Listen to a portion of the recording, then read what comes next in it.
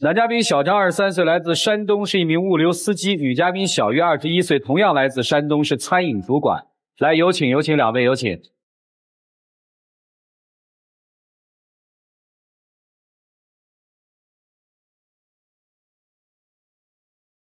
欢迎两位哈。异地有多远啊？我在杭州，他在上海，也不算太远。啊，也不近了，一个杭州，一个上海，是吧？对，是啊。在哪儿认识的呀？怎么认识的呀？我们是同学，在学校认识的，然后相处时间比较长嘛，也比较聊得来，可能就是对方有了好感吧。后面我们就是工作之后，我就有一次跟他开玩笑，我说，哎，你现在也没女朋友，我也没男朋友，要不我们交往试试看？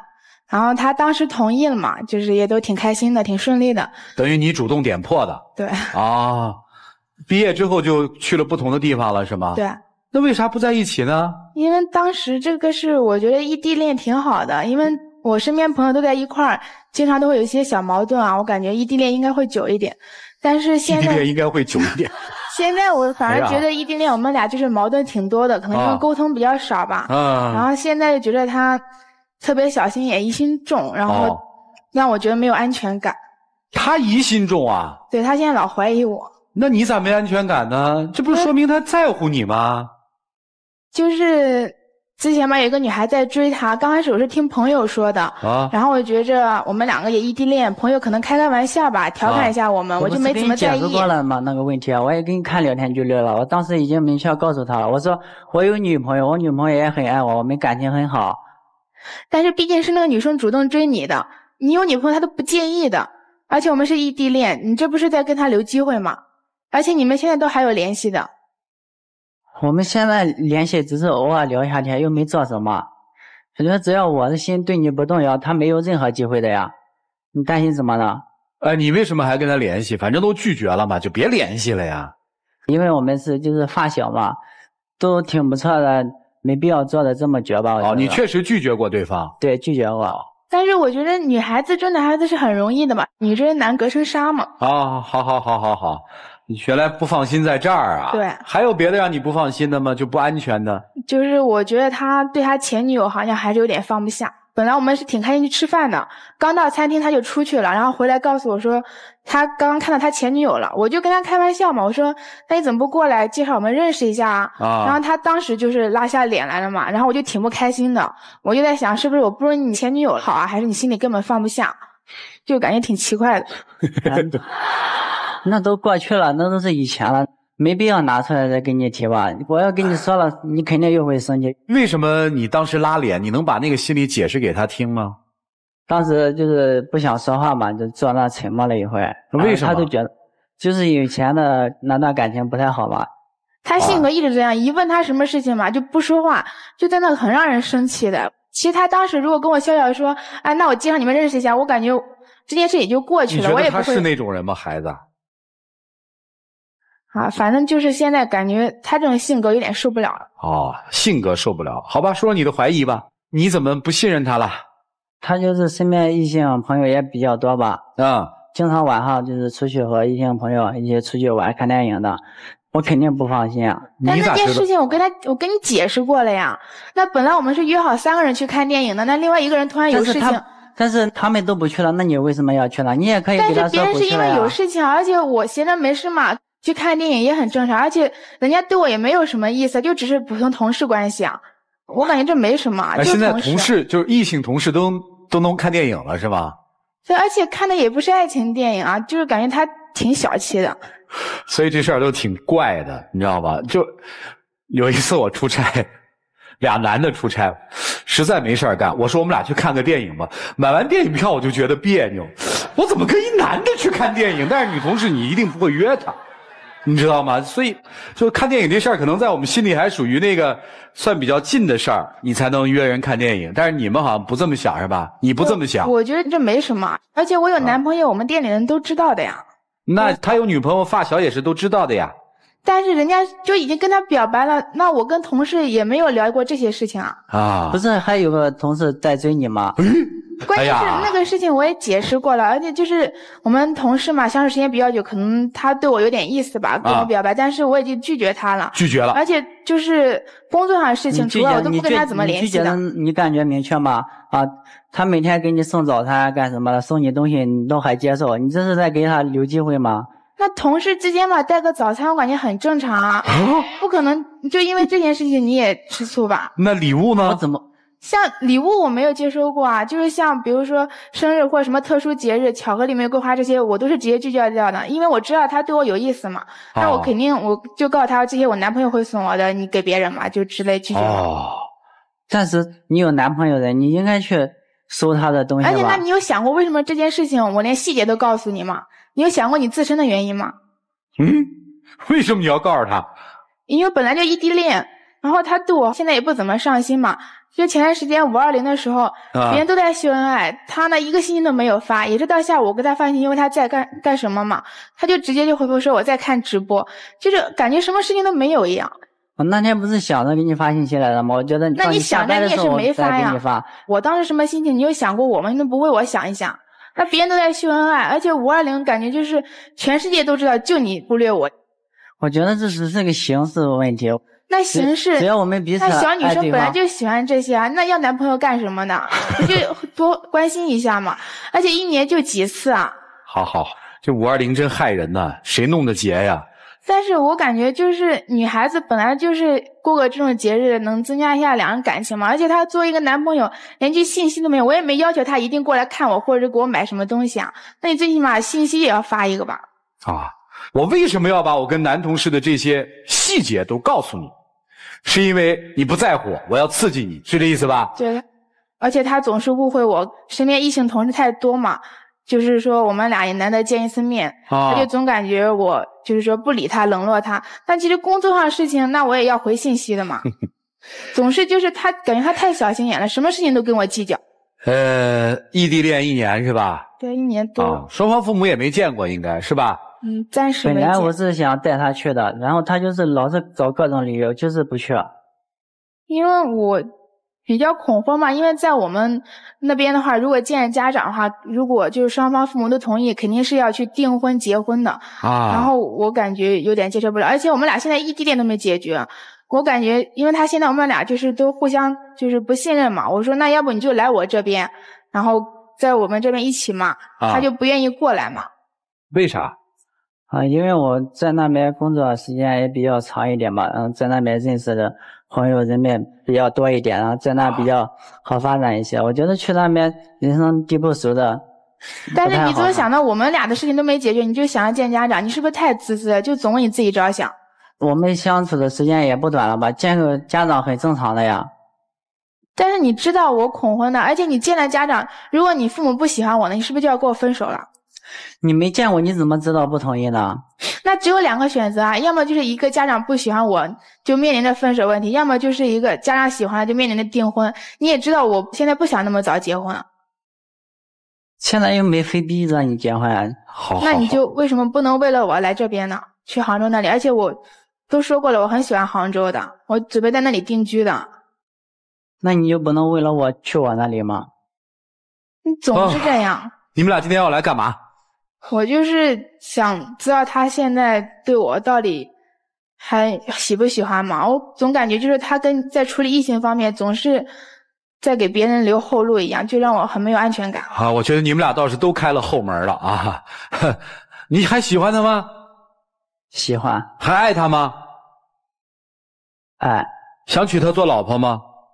想。那去杭州吧。这个问题我真的要好好考虑一下。一直都这样，一问什么问题吧，解释不出来。行，我来问利索的，你还喜欢他吗？喜欢啊，毕竟是我追的他呀。还喜欢？那你爱他吗？我感觉现在肯定没有以前那么爱他了。没有以前那么爱了。你憧憬未来的某一天要嫁给他吗？现在没想过。那后面一个问题也不问了吧。好了，接下来一起进入丘比特问卷。咱们从一开始回顾哈，你们2个人在一起的这个契机其实就挺草率的啊！你没女朋友，我没男朋友，那在一起吧。就是这么在一起的啊？不，因为我们俩是同学，相处时间比较久，也比较聊得来，可能那时候就有好感了嘛。所以就是说，开始可能比较草率，然后到后来呢，就会发生一系列的问题。你们俩现在的问题呀，不是异地，根本不是异地。就算在同城，就算天天住在一起，问题还是存在。为什么呢？因为就是合不合适的问题。咱们先暂且放下爱不爱，我觉得爱不爱在这儿说都太大了。我们先说你们两个人合不合适。看一对情侣合不合适，可能有3个点就可以体现得出来。一个就是有没有共同语言，第二个呢就是三观一不一致，第三个就是是否默契。首先你们两个人三观就不一致，确实可能现在我们比较保守，就比如说像送早餐呐、看电影啊这种的事情，真的可能在我们心中都觉得只能是亲密的爱人之间做的事情。如果一个追我的男生每天送早餐我还吃，我能吃得下去，那证明我对这个男生肯定也是有那么一点意思的。没有啊，我就是心里一直都有他，我感觉只要是我心里有他，其他的我都能接受的啊，只要是关系不要太密切，而且我都是直接给他们挑明关系的呀。所以我说嘛，你们俩三观不合嘛，对吧？这是你个人的一个观点和看法，这是我们这些观点和看法，所以你们两个人不合适，不是异地不异地的问题。那接下来我就是看男生，男生其实是一个特别优柔寡断的人，遇到所有的事情都是有点磨磨唧唧啊，然后柔柔弱弱的这种的感觉。你看这前女友也解释不清楚，然后这个后面又有追你的人也还保持联系。在女生心中，我告诉你，你要的不是他，你只是一开始对他有好感，所以你跟他在一起之后，你接触的时间长了以后发现，他跟你刚开始认识的时候的那个样子不一样，所以你们两个人其实很明显。我为什么不说已经不谈爱呢？就光看合适不合适的，已经能看到结果了。然后呢，既然这样的话，就好聚好散。好，谢谢沙老师。你们俩其实都是同类人，这个同类人是什么呢？都是以自我为中心的人，都是第一位的，都是自己。看看你们的对话吧，你就不能来我这儿吗？你就不能为了我做点牺牲吗？那你这边说不行，为什么？因为我还没确定我今后是要跟你在一起结婚，因为你的性格我可受不了。如果说这个人的性格你都看不上的话，你怎么可能爱上这个人？为什么说你很自私很自我呢？所有都是围绕我，如果能得到利的话我就选择。比如说异性送早餐，那不是普通的早餐，那是爱心早餐。你可以和男朋友去看电影吗？至少我是不觉得能和异性去看电影，如果我们不是那种关系的话。但凡是一个有基本常识的有情商的都会感觉到那意味着什么。为什么能接受？就因为不够爱对方吗？到目前为止我也没觉得你们真正当中有什么爱，都是各自留有余地，留有一个备选方案。男方也一样啊，有一个女孩追你，然后拒绝了但还联系，你不是也在给自己留余地吗？你们两个人谁为你们之间这所谓的爱情去付出了呢？都是各自在各自的城市。美其名曰说我觉得异地恋的时间可能会更长吧，拜托，最后两个人相恋的目的是什么？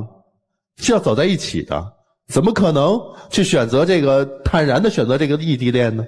还是自己都自己太多放不下的东西，没有说为对方可以舍弃的东西。如果两个人的感情到这一步来说的话，没有必要继续下去。只有一种情况，你可以为对方付出，我愿意为你做出很多，我不求回报。你们谁能做到？做不到，趁早说清楚吧，好吗？就这样。我到现在我还恍惚着，你们之间谈过恋爱没？好像没有。我觉得在恋爱生活当中，就这个位置，他应该是全部都留给对方。如果一旦有那么一点点被别人闯入，或者你有那么一点点开小差，你会内心有极大的愧疚。这是爱情的本能，就你爱一个人，这个地方就是都是留给他，本能的。如果有一点点滑出去了，我就会心里不舒服，我会愧疚。比如说看电影，你不觉得愧疚吗？如果你真正爱一个人的时候，你的电影你是没法看下去的。你会在想，此时此刻身边的那个人应该是他，而不是他，看不下去，如坐针毡，但你没有。男生也是一样，如果说他还有一丝热烈的话，你更是迟疑和模糊不清。你说当你的前女友在饭馆里碰见了的时候，你整个脸拉下来，我一直在揣摩你的心理活动，刚刚主持人也说让你描述一下，你没有说，但我所能够感受到的就是你还没有放下，至少你的女朋友严重的影响了你的进餐的心情。按道理来说，你和现女友在那儿吃饭，碰上前女友，有那么一点点尴尬或者是陌生是可以的，但你突然之间拉下脸来，很显然它影响了你的食欲，而它并没有增进你的食欲。所以既然彼此都没有把这儿全部都留给对方，那索性就干脆着，都别装了，不喜欢就不喜欢。既然平平淡淡的开始了，那索性平平淡淡的结束，好吧？好，谢谢涂老师。来，女生说的第一句话我还犹在耳畔呢，怎么不在一起呢？我们在一起那些人都不长久，我想异地能长一点吧。过去都是克服重重困难要在一起，他们是我们要制造重重困难不在一起。这个恋爱谈得好虐呀，所以接下来你们要想虐就继续虐下去，一起进入那几天和古方红糖真情60秒。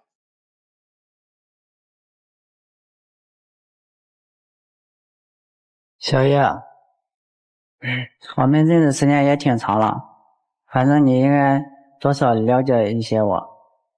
可能我有的时候不太会说话，但是我对你的心一直都没有变过。你说的那些事情，以后我会努力改变，做得好一点，请你相信我。但是我觉得你现在心里根本就没有我，你总说你会为我改变，你事实做到了吗？如果你能改变的话，你之前就可以做的，而且让我相信你，我怎么相信你？你自己相信你自己吗？你就相信我，我这次一定要改。哎，谢谢两位，请回吧。啊，